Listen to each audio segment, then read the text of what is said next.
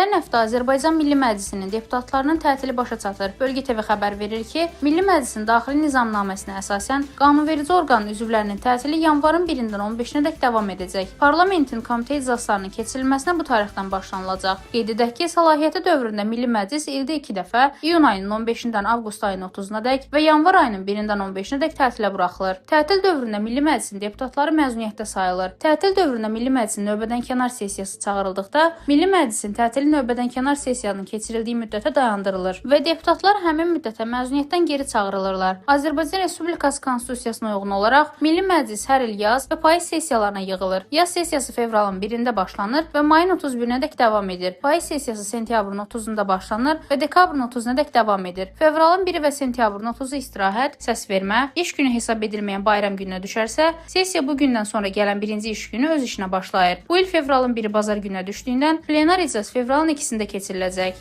Rəna Rövşən qızı, Bölgə TV.